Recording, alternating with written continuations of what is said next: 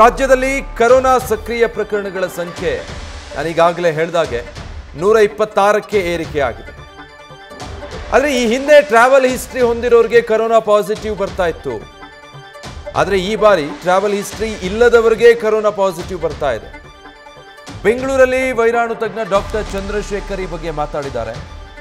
ಕೊರೋನಾದಿಂದ ಗುಣಮುಖರಾಗ್ತಾ ಇರೋರ ಸಂಖ್ಯೆ ಕಡಿಮೆ ಆಗ್ತಿದೆಯಾ, ಕಳೆದ 4 ದಿನದಲ್ಲಿ 3 ಪಟ್ಟು ಈ ಕೇಸ್ಗಳು ಹೆಚ್ಚರ ಆಗ್ತಾ ಇರೋದು, ಎಲ್ಲ ವಿಚಾರಗಳಿಗೆ ಸಂಬಂಧಪಟ್ಟ ಹಾಗೆ ತಜ್ಞರು ಏನು ಹೇಳ್ತಾರೆ, ಇದಕ್ಕೆ ಸಂಬಂಧಪಟ್ಟ ಹಾಗೆ ಅವರನ್ನು ನಮ್ಮ ಪ್ರತಿನಿಧಿ ಸತ್ತಾರ್ ಮಾತಾಡಿಸಿದ್ದಾರೆ. ತಜ್ಞ ವೈದ್ಯರು ಏನು ಹೇಳಿದ್ದಾರೆ ನೋಡಿ.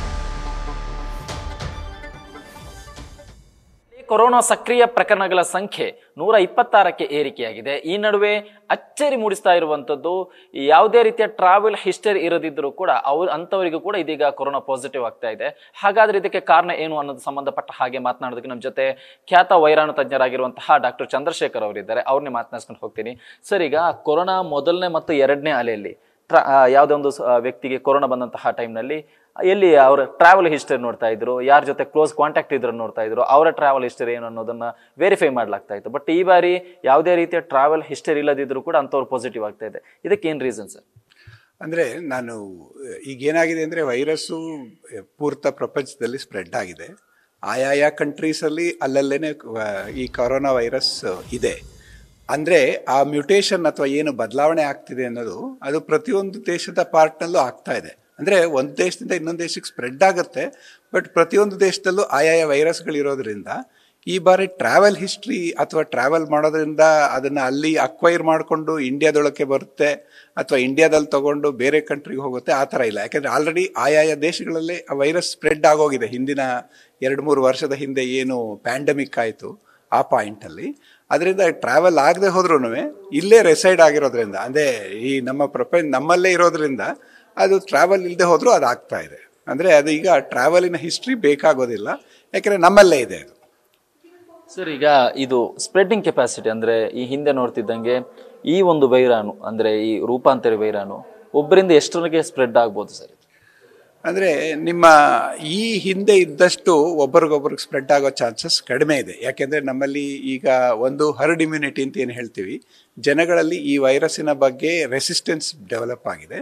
2 ವ್ಯಾಕ್ಸಿನೇಷನ್ ಕೊಟ್ಟಿರೋದ್ರಿಂದ ಆ ವ್ಯಾಕ್ಸಿನೇಷನ್ ಎಫೆಕ್ಟ್ ಇನ್ನೂ ಉಳ್ಕೊಂಡಿರೋದ್ರಿಂದ ಒಬ್ರಿಗೊಬ್ರಿಗೆ ಸ್ಪ್ರೆಡ್ ಆಗತಕ್ಕಂತಹ ಚಾನ್ಸಸ್ಸು ಕಡಿಮೆ. ಅಂದರೆ ಈ ವೈರಸ್ಸಿನ ಕೆಪ್ಯಾಸಿಟಿ ಹಿಂದೆ ಏನು 2ನೇ ವೇವ್ಗೆ ಬಂತಲ್ಲ ಅಷ್ಟು ಇದ್ದರೂ ಕೂಡ ಮನುಷ್ಯರಲ್ಲಿ, ಅಂದರೆ ನಮ್ಮ ಜನಸಂಖ್ಯೆಗಳಲ್ಲಿ ಅಥವಾ ಜನರಲ್ಲಿ ಸ್ಪ್ರೆಡ್ ಆಗತಕ್ಕಂಥ ಚಾನ್ಸಸ್ ಕಡಿಮೆ. ಯಾಕೆಂದರೆ ಜನರ ಸಸಿಪ್ಟಬಿಲಿಟಿ ಏನಂತೀವಿ ಅದು ಕಡಿಮೆ ಇದೆ. ಅಂದರೆ ಯಾಕೆಂದರೆ ವೈರಸ್ಸು ಹರಡಬೇಕಾದ್ರೆ ಒಂದು ವೈರಸ್ಸಿನ ಶಕ್ತಿ ಮೇಲೆ ಹೋಗುತ್ತೆ, 2ನೇದು ಏನು ಜನರಲ್ಲಿ ಅದರ ಬಗ್ಗೆ ರೆಸಿಸ್ಟೆನ್ಸ್ ಇರುತ್ತೆ ಅದರ ಮೇಲೆ ಹೋಗುತ್ತೆ.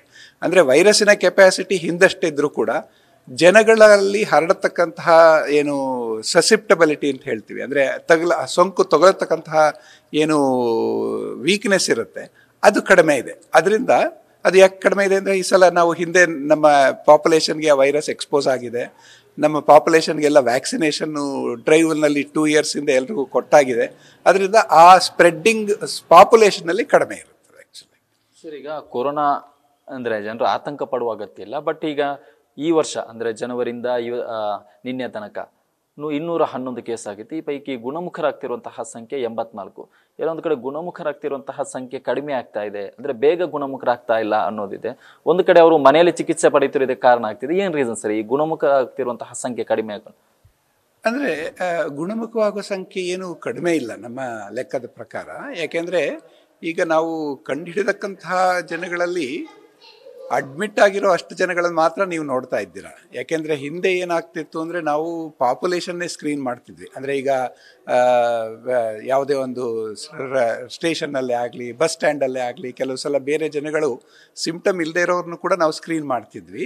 ಈಗೇನಾಗ್ತಾ ಇದೆ ಅಂದರೆ ನಾವು ಟೆಸ್ಟ್ ಮಾಡೋದು ಪೇಷಂಟಿಗೆ ಸಿಂಪ್ಟಮ್ ಇದ್ದರೆ ಮಾತ್ರ, ಅಂದರೆ ಅಡ್ಮಿಷನ್ ಆದಾಗ ಅಥವಾ ವಾರ್ಡಲ್ಲಿ ಹೋದಾಗ ಬಂದಾಗ ಮಾತ್ರ ನಾವು ಟೆಸ್ಟ್ ಮಾಡ್ತಿರೋದ್ರಿಂದ ಈ ಒಂದು ಪ್ರಮಾಣ ನಿಮಗೆ ಜಾಸ್ತಿ ಅಂತ ಅನಿಸುತ್ತೆ. ಅಂದರೆ ಯಾಕೆಂದರೆ ಇಲ್ಲಿ ನಾವು ತೊಂದರೆ ಇರತಕ್ಕಂತಹ ಜನಗಳನ್ನು ಮಾತ್ರ ನಾವು ಅಡ್ಮಿಟ್ ಮಾಡ್ತೀವಿ, ತೊಂದರೆ ಇರತಕ್ಕಂತಹ ಜನಗಳಿಗೆ ಮಾತ್ರ ನಾವು ಇದು ಕೊಡೋದ್ರಿಂದ ನಮಗೇನನ್ಸುತ್ತೆ ತುಂಬ ಜಾಸ್ತಿ ಜನಕ್ಕೆ ಡೆತ್ ಆಗ್ತಿದೆ ಅಂತ ಅಥವಾ ಜಾಸ್ತಿ ಜನಕ್ಕೆ ಸಕ್ಸಸ್ ಆಗ್ತಿಲ್ಲ ಅಂತ. ಅದು ಹಾಗಲ್ಲ. ಅದು ಇದರಲ್ಲಿ ಪ್ರಾಬ್ಲಮ್ ಇರ್ತಕ್ಕಂಥವ್ರನ್ನ ಮಾತ್ರ ನಾವು ಸ್ಕ್ರೀನ್ ಮಾಡೋದ್ರಿಂದ ಈ ಒಂದು ಇನ್ಸಿಡೆನ್ಸ್ ನಮಗೆ ಜಾಸ್ತಿ ಅನಿಸುತ್ತೆ. ಅಂದರೆ ಇದು ಒಂಥರ ಎಕ್ಸಾಗ್ರೇಟ್ ಆಗಿದೆ, ಬಟ್ ಆ ಥರ ಅಲ್ಲ ಅದು ನೋಡಬೇಕಾದದನ್ನು.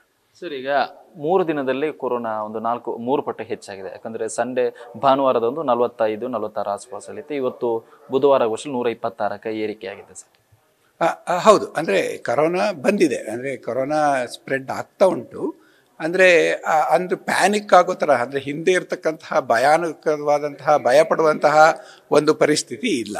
ಕಾರಣ ಏನಂತ ಹೇಳಿದ್ರೆ ಈಗಲೇ ಹೇಳಿದ್ನಲ್ಲ, ಸ್ಪ್ರೆಡ್ ಆಗತಕ್ಕಂತಹ ಚಾನ್ಸಸ್ ಕಡಿಮೆ, ವ್ಯಾಕ್ಸಿನೇಟ್ ಆಗಿರ್ತಕ್ಕಂತಹದ್ದು ಅಥವಾ ಎಕ್ಸ್ಪೋಸ್ ಆಗಿರ್ತಕ್ಕಂಥ ಪಾಪ್ಯುಲೇಷನ್ ಜಾಸ್ತಿ ಇರೋದ್ರಿಂದ ಆ ರೀತಿ ಅಷ್ಟೊಂದು ಭಯ ಪಡ್ಕೊಳ್ಳೋದಿಲ್ಲ. ಬಟ್ ಭಯ ಪಡ್ಕೊಳ್ಬಾರ್ದು ಅಂದ್ಬಿಟ್ಟು ಬೇರೆ ಏನು ಮಾಸ್ಕ್ ಹಾಕೊಳ್ತಕ್ಕಂಥದ್ದು, ತುಂಬ ಕ್ರೌಡೆಡ್ ಏರಿಯಾದಲ್ಲಿ ಮಾಸ್ಕ್ ಹಾಕ್ಕೊಳ್ಳೋಂಥದ್ದು, ಜ್ವರ ಗಿರ ನೆಗಡಿ ಕೆಮ್ಮು ಆ ಥರ ಇದ್ದವರು ಅವರು ಮಾಸ್ಕ್ ಹಾಕ್ಕೊಂಡು ಬೇರೆಯವ್ರಿಗೆ ಸ್ಪ್ರೆಡ್ ಆಗ್ದಂಗೆ ನೋಡ್ಕೊಳ್ಳೋಂತಕ್ಕಂಥದ್ದು, ಈ ಸಿಂಪಲ್ ಪ್ರಿಕಾಷನ್ಸ್ ತೊಗೊಂಡ್ರೆ ಈ ಒಂದು ಸ್ಪ್ರೆಡ್ ಆಗೋದು, ಒಬ್ರಿಗೊಬ್ರಿಗೆ ಹರಡೋದನ್ನು ಅವಾಯ್ಡ್ ಮಾಡ್ಕೊಳ್ಬೋದು. ಇವಿಷ್ಟು ವೈರಾಣು ತಜ್ಞರಾಗಿರುವಂತಹ ಡಾಕ್ಟರ್ ಚಂದ್ರಶೇಖರ್ ಅವರ ಮಾತು. ಕ್ಯಾಮರಾ ಪರ್ಸನ್ ಸೂರಜ್ ಜೊತೆ ಸತ್ತ, news first Bengaluru. News first ನಿರ್ಭೀತಿಯಿಂದ ನಿಮ್ಮ ಪರವಾಗಿ.